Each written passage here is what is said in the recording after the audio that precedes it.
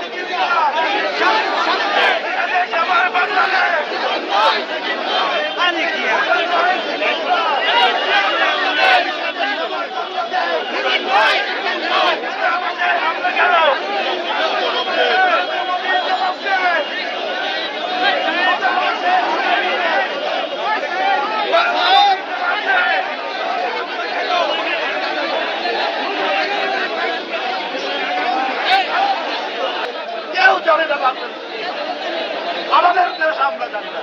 আর ভারতের যদি গণমাধ্যম খুলে দেখেন মনে হচ্ছে বাংলাদেশে মনে হয় রক্তের গঙ্গা বইছে। অথচ শান্তিপূর্ণ দেশ এখন খালি গলায় বক্তব্য রাখা যায়। এখন বক্তব্য রাখলে বাসায় গেলে আমরা ভয় পাই না যে গোয়েন্দা পুলিশ আমাদেরকে গ্রেফতার, আমাদেরকে রেল এসে রাত্রে তুলে নিয়ে যাবে, তুলে নিয়ে গিয়ে অদৃশ্য করবে। সেই পরিস্থিতি তো নেই।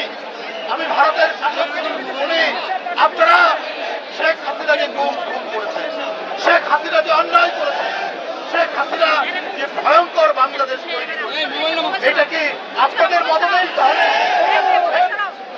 আপনারা বলেছেন যারা গণতন্ত্রের কথা বলবে, যারা বাক স্বাধীনতার কথা বলবে, যারা আইনের স্বাধীনতার কথা বলবে, তাদেরকে আপনি ধ্বংস করে দিন শেখ হাসিনা। তা না হলে এই যে পরিস্থিতি দুর্বৃত্ত হওয়াতে আপনাদের মন খারাপ কেন? আপনারা আজকে বিষণ্ণ কেন? আপনাদের আজকে এত বেদনা হচ্ছে কেন? এদেশের মানুষের আনন্দ শেখ হাসিনা বিদায়, এদেশের মানুষের আনন্দ, এদেশের মানুষ আজকে প্রাণ খুলে মুক্ত বাতাস দিতে পারছে। এই তোমরা বক্তব্য করে